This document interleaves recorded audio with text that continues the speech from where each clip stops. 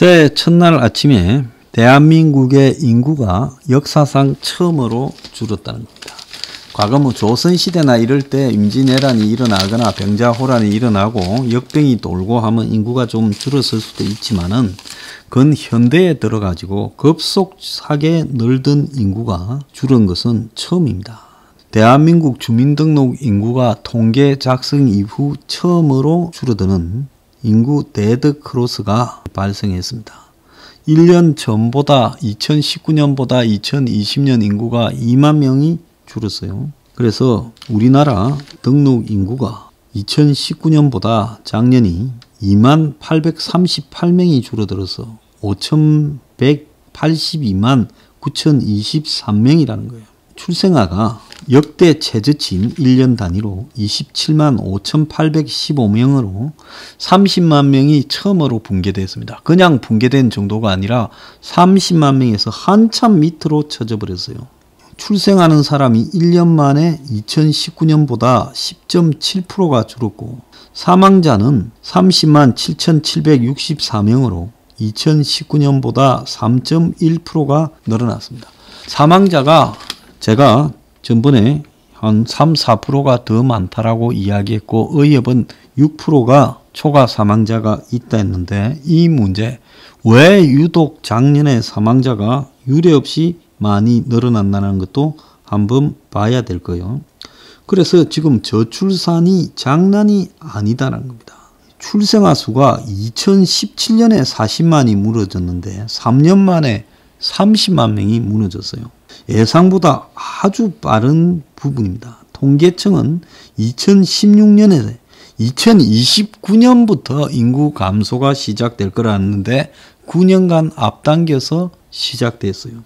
그래서 2065년에 출생아가 26만이라 했는데 현재 작년에 27만까지 왔고 올해는 26만도 훨씬 적겠죠. 노령화 추세도 급속돼서 작년에 60대 이상 인구가 1244만 명으로 전체의 4분의 1인 24%고 10대 이하 인구는 16.9%에 이렇게 그쳤습니다. 장기적으로 사회에서 경제 활동을 하는 인구는 급속히 줄어들고 부양해야 될 노인층은 지금 늘어나고 있답니다. 자, 그 옆에 또 다른 기사 하나가 충격적인데 문정부 들어서 서울 아파트 가격이 평당 2,300만 원에서 4천만 원으로 3년 반 만에 74%가 올랐다고 KB국민은행에서 서울시의 아파트 평당 매매 가격을 4,033만 원이라고 발표했습니다. 문 정권이 2019년까지는 강남 3구와 마용성 등 인기 지역이 올랐는데 작년에 올란 거는 그게 아니라 그냥 노원, 강북, 도봉 등이 강남보다 더 올랐어요. 서민 아파트가 이제 투기 대상이 되어서 폭등한 겁니다. 그래서 중저가 주택이 지금 서울 시내에 집중적으로 오르면서 서민의 내 집 마련이 과거에 서울에서 하위 20% 1분위가 하위 20% 가격대의 주택을 구입하는 것. 즉, 그 서울 시내에 집중해서 바닥에 20% 수준의 집을 사는데 16.5년에서 19년으로 2.5년이 늘었습니다. 최근에 이제 공시가격 1억 미만의 주택이 종부세 등에서 다주택자 취득세율 등에서 예외라고 여기에 지금 투기가 가속화되고 있다는 겁니다. 강북 아파트 값이 25%가 급등을 했어요. 참 기가 찬 일이 아닐 수 없습니다. 1분위가 집을 사는 데는 19년 자기 소득을 다 가지고요. 모두 저축했어요. 그러니까 먹고 쓰지도 말고 다 저축해 버는 대로. 2분위가 18.1년, 3분위가 15.6년, 4분위가 15.4년, 5분위가 15.5년이에요. 즉 5분위는 아파트 상위 20%짜리를 사는데 드는 거고 4분위는 아파트 상위 20에서 40 이런 식으로 자기 분위와 똑같은 수준의 집을 사는데 드는 기간이 이 정도로 많이 걸린다는 거예요. 그런데 소득을 모두 저축할 수 없으니까 어떻게 합니까? 반만 저축해도 다행이죠. 없는 사람일수록 반도 못 모을 거 아니에요? 그렇지 않습니까? 버는 게 적으니까 기본은 써야 되고. 그러면 반만 쓴다 하면 1분위는 38년 걸리고 5분위는 31년 걸린다. 자, 여러분들 중에 돈 버는 사람들 중에 소득의 절반을 저축할 수 있는 사람이 얼마나 되십니까? 아마 거의 없을 거라고 보입니다. 그래서 이제 집을 산다라는 것은 거의 불가능이 되고, 그리고 지금 1인 가구가 39%라고 나왔습니다. 제가 굉장히 많을 거라고 하지 않았습니까? 실제 39%보다도 더 많을 거예요. 호적만 잡아놓고 따로 사는 사람요. 자, 그래서 제가 국가적 주택 공급이라고 말한 부분, 이걸 이제 저는 좀 표현을 고쳐가지고요. 국가적 주택 공급이라고 하니까 자꾸 민간이 공급한다면 사는 거라고 자연스럽게 생각하면서 사람들이 국가적 주택 공급을 정부가 사회주의처럼 집을 준다, 말도 안 되는 소리 하지 마라, 무슨 빨갱이냐 해서 이제 올해부터는 국가적 주택 원가 판매라고 바꾸겠습니다. 국가적 주택 원가 판매. 그래서 국가가 원가로 판다. 700만 원이에요.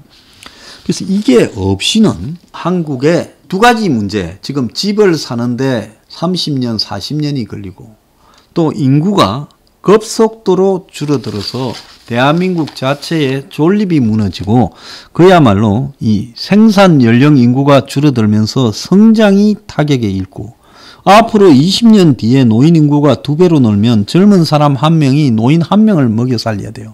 그러면 내가 월급 벌면 노인 1명 복지비를 내야 된다라는 부분입니다. 이 문제에서 핵심은요, 저는 주거라고 생각합니다. 그래서 주거 문제를 해결하게 되면 결국은 인구는 늘어나고 부동산 문제는, 지금 부동산 폭등은 떨어질 겁니다. 민간 부동산 아파트 시장의 아파트 가격도 국가적 원가 판매가 시작되면 떨어지고, 평당 700만 원의 주거가 공급이 되면 결국은 저출산 문제도 해결될 수밖에 없다고 보고 있습니다. 매일경제에서 새 정치권에 바라는 거 보면 코로나 종식 다음으로 집값 안정입니다. 그래서 지금 여야의 지지자가 다 바라는 부분이 집값 안정이 핵심적으로 나오고 있습니다. 근데 오늘 세계일보를 보면 주택시장 참여자 절반 이상이 올해 집과 전세값이 오를 거라고 답을 했다는 거예요. 이 직방이라고 집 구해주는 어플리케이션 이용자 3,230명을 대상으로 올해 주택 전망을 들어보니까 59%가 집값이 상승할 거다. 젊은 20, 30대가 60%가 집값이 상승할 거라고 이야기를 했다는 겁니다. 그래서 최근에 전문가들도 거의 대부분이 집값이 오른다고 평가를 했어요. 아시아경제가 부동산 전문가 심층 면접을 했는데 10명 중에 9명이 주가 상승할 거다라고 이야기를 했습니다. 한 명만 약보합이라는 거예요. 이렇게 비싼 집값이 더 오를 거고 수도권의 중저가 주택 강세가 더 시작이 될 거다. 이렇게 말을 하고 있습니다. 의외로 문에 대해서 부정적으로 말한 사람 중에 코로나 때문에 그렇다는 것은 별로 없고, 최근에 무슨 임시선별검사소하고 백신 확보했다 하니까 다시 뭐 또 코로나를 잘한다 못한다라는 부분에 비슷하거나 조금 잘한다가, 대응을 잘한다가 조금 앞선다고도 이야기가 나오고 있습니다. 그래서 이 코로나 부분은 제가 봤을 때 문 정권의 이 치명적인 변수는 아니다. 왜? 이건 뭐 문정권이 만든 것도 아니고 뭐 문정권이 하도 쇼를 해대니까 이 부분에 대해서는 국민들이 심각한 걸 잘 못 느껴요. 그런데 그 다음으로 그러면 코로나를 나는 외적 변수를 빼고 나면 가장 심각한 것이 집값이라고 지금 이야기를 하고 있습니다. 4월 서울, 부산 재보선에서도 결국 집값 문제가 화두가 될 거고, 특히 서울시장 선거는 집값 문제가 좌우할 거라고 보이고, 내년에 대선에서도 집값이 결국은 대선의 승부를 끝낼 거다. 그런데 지금처럼 여야 정치판에서 공공임대주택을 공급하는 이런 정책을 내가지고는 집값 문제에서 절대로 이 킬러 컨텐츠가 되지 못한다는 겁니다. 선거에 이기서가 아니라 정말로 저출산 문제의 기본 원인이 뭐냐? 결혼하는 사람이 적고 결혼한 사람 중에서도 출산하는 사람이 적은 가장 큰 이유는요, 결국은 집이 없기 때문에 결혼을 꺼리고 또 출산도 결혼을 해도 꺼린다는 겁니다. 이렇게 되면 앞으로 3년 뒤에는 생산 가능 인구가 줄어서 잠재 생산 능력이 매년 1%씩 하락한다라는 이야기까지 나오고 있어요. 그런데 그러면 저출산에 돈을 적게 쓰느냐? 5년에 150조를 썼는데 저출산에 출산율이 OECD 꼴찌고 감소폭도, 그러니까 출산 감소폭도 가장 크다라는 겁니다. 그러면서 이제는 결혼할 연령대가 된 사람들이 결혼을 안 하니까 1인 가구로 지금 열악한 주거에서 살아가고 있다는 거예요. 그러니까 1인 가구가 39%로 최다로 3인 가구를 앞지르고 있다는 겁니다. 세대수별로 가구 비율을 보면 1인 가구가 39.2, 2인 가구가 23.4, 3인 가구가 17.4, 4인 가구가 20%예요. 자, 이거 심각하다고 보지 않습니까? 물론 노인들이 이제 배우자가 사망해서 독거 노인으로 1인 가구도 있겠지만은 그보다 더 많은 것은 젊은 사람들이 집에서는 나왔는데 결혼하지 않고 혼자 산다는 겁니다. 자, 이 문제는 결국 그들이 살 수 있는 가격 정도로 집을 제공해주면, 그래서 제가 서울의 평당 700 수도권에, 서울과 경기에 결혼해서 애 키우기 충분한 30평 집을 평당 700만 원이면 2억 1천만 원입니다. 그러면 20% 4억 2천만 원만 가지면 집을 미리 주고 살면서 이제 한 4, 50만 원, 3, 40만 원씩 모기지로 갚아가면 되는 겁니다. 이 부분을 시행하면 제가 봤을 때 결혼과 출산이 굉장히 늘어날 거고요. 집에 들어가는 비용이 근본적으로 작지 않습니까?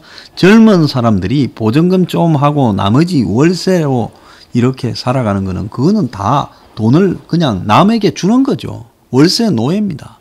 근데 그게 아니라 자기 집을 미리 받고 거기에 이렇게 갚아 나간다고 하면 이것은 결혼이나 출산을 하기 위한 가장 좋은 원인이 되죠. 그래서 이 부분을 하지 않고 도대체 뭘 할 거냐. 150조를요. 출산 장려에 쓸 게 아니라 5년간 150조를 국가적 주택 공급에 써보세요. 벌써 출산 문제가 해결이 됐죠. 그래서 이 부분을 지금 이번에 나온 인구 감소와 출산율 급감과 그리고 집값 폭등, 이 부분에 지금 맞추어서 심각하게 고민할 때가 되었다. 행명 21이 국가적 주택 공급안이 국가가 원가에 집을 판매하는 부분을 주장해오고 있지 않습니까? 이제 이 부분에 대해서 기득 정치권들이 도입을 고려해야 될 때가 됐다고 보고 있습니다.